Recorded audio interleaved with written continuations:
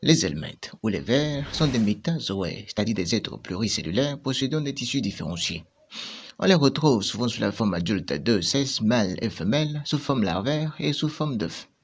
On les classe en deux catégories, d'un côté les vers plats appelés platelminthes et de l'autre les vers ronds appelés rentelminthes. Non, on les appelle nématelminthes ou encore nématodes.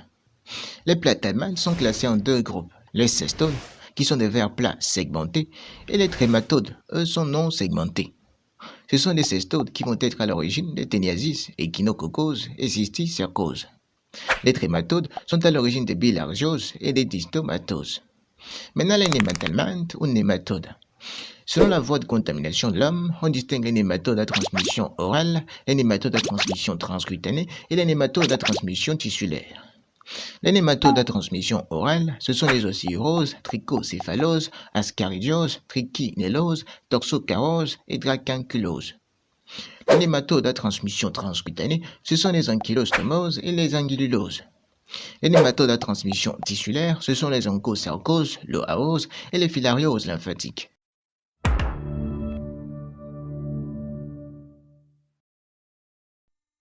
Salut, bienvenue dans Médéo pour ce cours de parasitologie médicale, le téniasis. Le téniasis est une infection intestinale causée par des platelminthes de genre ténia. Fréquente en milieu tropical, elle est considérée comme une maladie tropicale négligée et est souvent liée à une mauvaise condition d'hygiène et à la consommation de viande de bœuf ou de porc mal cuite. Voyons l'épidémiologie. Les amis, il existe deux principales espèces pathogènes du genre ténia. Il s'agit de Taenia saginata, surnommé le ténia du bœuf, et le Taenia solium, surnommé le ténia du porc. La morphologie des ténias permet de distinguer trois formes évolutives, les œufs, les larves et les vers adultes. Les œufs du ténia sont ovoïdes avec une coque externe mince. Puis à l'intérieur de ces œufs, on retrouve une structure arrondie dont la paroi est épaisse et striée. C'est l'embryophore. Son rôle est de protéger l'embryon qu'il contient. Cet embryon, déjà doté de 3 paires de crochets, donc de 6 crochets, prend par conséquent le nom d'embryon hexaconte. Maintenant la forme larvaire. La larve de ténia, appelée cysticerque, se présente comme une vésicule ovoïde remplie d'un liquide laiteux. À l'intérieur de ce liquide baigne une structure remplie. C'est le scolex qui deviendra plus tard la tête du futur ténia adulte. La larve cysticerque est principalement localisée dans les muscles de l'hôte intermédiaire, ce qui explique sa présence dans la viande, comme on peut l'observer sur l'image. Maintenant le ténia adulte. La morphologie des ténias adultes varie selon l'espèce. Néanmoins, que ce soit Taenia saginata ou Taenia solium, on reconnaît au vert 3 parties distinctes. Ce sont la tête ou le scolex, le cou et le corps ou le strobile. Au niveau de la tête, dans le cas de Taenia solium, on distingue les ventouses qui sont au nombre de 4 et dont le rôle est de permettre au ver de se fixer à la paroi intestinale, un rostre qui est une petite protubérance de la tête équipée d'une double couronne de crochets. Ces crochets permettent, en plus des ventouses, d'accrocher beaucoup plus fermement les vers à la paroi intestinale de l'hôte. C'est d'ailleurs de là que vient le surnom de ténia armée que l'on donne à Taenia solium. Dans le cas de Taenia saginata, on ne distingue que 4 ventouses isolées sur le scolex. Il n'y a ni rostre ni de crochet, d'où le nom de ver inerme qui veut dire non armé, que l'on donne à Taenia saginata. Maintenant le cou des ténias. Le cou est mince et court. Il correspond à la zone de croissance où se forment de petits segments appelés anneaux ou proglottis. C'est donc l'enchaînement de plusieurs anneaux qui formeront ce qu'on va désigner comme le corps ou le strobile. Justement, parlons du corps du ténia. Dans le cas de Taenia solium, on compte 800 à 1000 anneaux. Et dans le cas de Taenia saginata, on en compte plus, de 1500 à 2000 anneaux. Les anneaux de ténia, aussi étranges que ça puisse paraître, sont autonomes en matière de reproduction, car contrairement à la plupart des vers qui disposent d'individus mâles et femelles, chaque anneau de ténia contient des testicules qui produisent des spermatozoïdes, un ovaire qui produit les ovules et un utérus où se développent les œufs fécondés. Le ténia est donc un organisme hermaphrodite qui porte en lui toute une usine de reproduction, segment après segment. Les premiers anneaux, près du cou, sont sexuellement immatures et ne possèdent pas encore d'organes reproducteurs développés, contrairement aux derniers qui sont matures et sont dotés d'utérus fonctionnel. Et parlant d'utérus, un point intéressant est de savoir que l'intérieur de l'utérus est garni de ramifications, c'est-à-dire des branches internes de l'utérus, dont le nombre et le fonction d'espèces. Ainsi, dans le cas de Ténia solium, le nombre de ramifications est inférieur à 12. Et dans le cas de Ténia saginata, le nombre de ramifications est supérieur à 12. Sur les côtés des anneaux matures, on note la présence de petites ouvertures appelées pores génitales. Son rôle est de permettre l'échange de spermatozoïdes entre les anneaux afin d'assurer la fécondation des ovules. Mais les pores ont également un rôle diagnostique important, car en effet, pour Ténia solium, les pores génitaux, segment après segment, sont régulièrement alternés. C'est-à-dire, d'un anneau à l'autre, les pores génitaux vont régulièrement changer de côté. Si un des anneaux a son pore du côté gauche, le prochain aura le sien du côté droit, le surprochain l'aura à nouveau à gauche, et ainsi de suite. Mais dans le cas de Ténia saginata, comme on peut le constater sur l'image, les pores sont irrégulièrement alternés. Enfin, d'un point de vue macroscopique, les anneaux des deux espèces se ressemblent. Mais mine de rien, les anneaux de Ténia saginata sont dotés de talents incroyables que même les Ténia solium sont loin d'égaler. Car en effet, chers abonnés, pendant que les anneaux de Ténia solium restent immobiles pour s'éliminer passivement par les selles, les anneaux de Ténia saginata, eux, sont mobiles et ce sont eux-mêmes qui forcent le sphincter anal pour s'éliminer quand cela n'est pas fait naturellement. Voyons le cycle biologique. Le cycle des Ténia est un cycle indirect où l'homme représente l'hôte définitif. Quant à l'hôte intermédiaire, il dépendra de l'espèce de Ténia. Je te propose d'abord de voir le cycle de Ténia solium. Dans le cycle de Ténia solium, l'homme se contamine en ingérant de la viande de porc mal cuite contenant des larves cysticerques. Le porc représente alors l'hôte intermédiaire. Mais il faut noter, chers amis, que le rôle d'hôte intermédiaire peut être joué également par d'autres animaux de la même famille que le porc, c'est-à-dire la famille des suidés qui comprend, entre autres, le sanglier et le phacochère.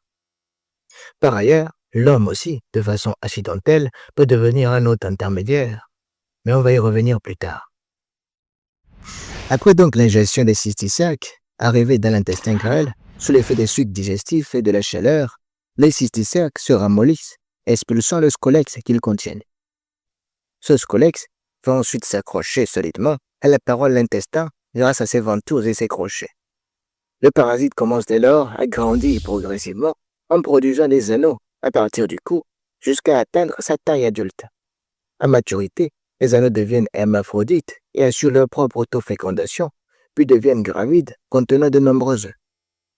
Avec le temps, les anneaux gravides se détachent naturellement du corps du téniant pour passer dans l'intestin. Il s'offre désormais à ces anneaux détachés deux scénarios d'évolution possibles. Le premier scénario est celui de la contamination du porc, réalisant le cycle classique de Ténia solium. Dans ce scénario, les anneaux s'éliminent par les selles, puis libèrent les œufs. La coque externe des œufs étant trop fragile pour le milieu extérieur, elle se décompose la plupart du temps, libérant les embryophores, dont la coque est plus dure et plus résistante aux conditions extérieures. C'est dans ce milieu extérieur que le porc se contamine en ingérant les embryophores contenus dans la nourriture souillée par les matières fécales humaines. Dans l'intestin du porc, les embryophores vont libérer les embryons hexacantes. Les embryons hexacantes vont traverser la paroi intestinale, rejoindre la circulation sanguine et migrer vers les muscles, le cerveau et d'autres organes.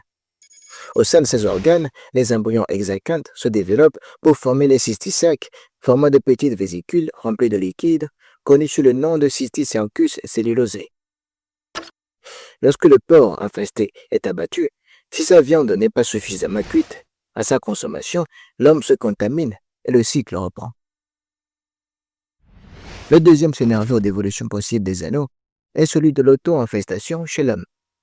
Dans ce scénario, c'est l'homme qui reprend les œufs de Ténia solium de deux manières différentes. La première est la contamination féco-orale à partir des mains sales et des aliments contaminés.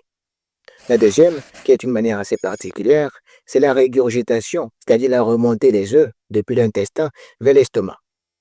Et c'est ainsi, chers amis, que l'homme devient l'hôte intermédiaire de ténia solium. Ce qui veut dire que comme chez le porc, les œufs vont se développer pour former dans les muscles, le cerveau, le foie ou d'autres organes, les cysticercus cellulosés.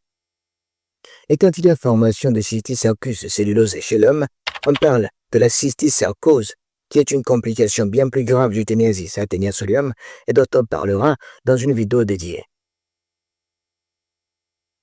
Maintenant, parlons du cycle de ténia saginata. Le cycle de ténia saginata est également un cycle indirect avec l'homme comme hôte définitif. La contamination de l'homme se fait cette fois par la consommation de viande de bœuf contenant des larves cysticerques. Une fois dans l'estomac, les larves vont expulser le scolex. Le scolex va s'accrocher à la paroi intestinale. Progressivement, anneau après anneau, le scolex va grandir en ver adulte. Les anneaux vont devenir matures, puis gravides. Les anneaux gravides, contenant des œufs, vont se détacher du ver adulte et s'éliminer par les selles, et le bœuf sera contaminé en ingérant les aliments souillés par les embryophores. Dans l'intestin du bœuf, les embryophores vont libérer les embryons exécrantes, suite à quoi les embryons vont migrer dans les muscles et y se développer en larves cystisèques formant de vésicules remplies de liquide appelées cysticercus bovis.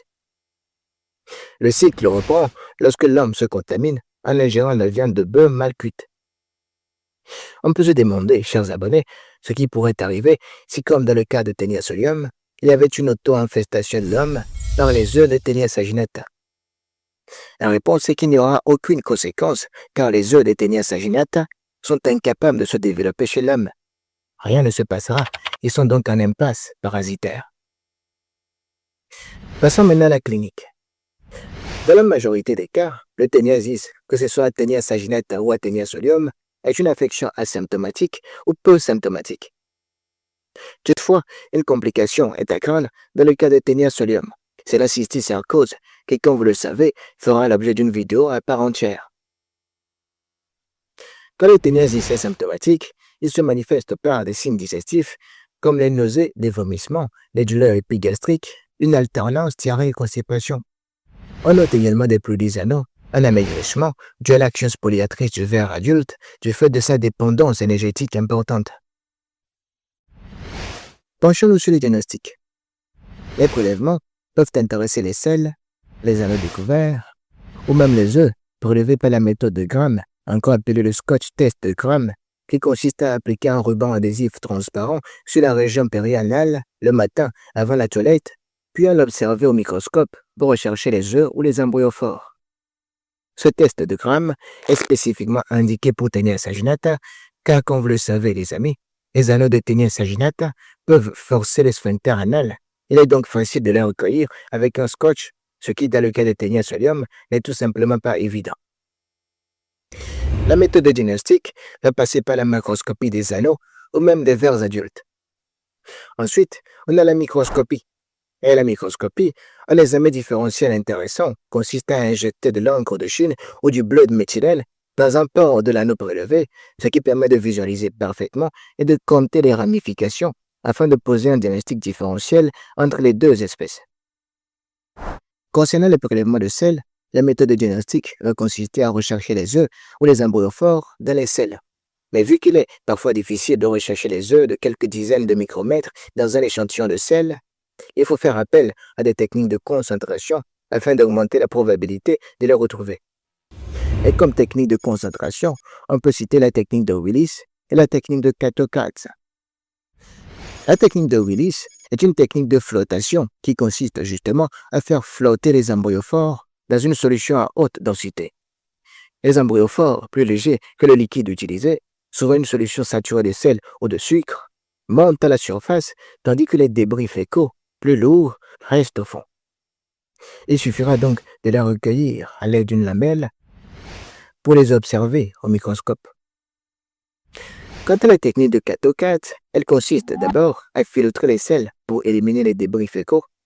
Ensuite, on met une quantité spécifique et standard de sel filtré sur une lame à l'aide d'une plaque perforée.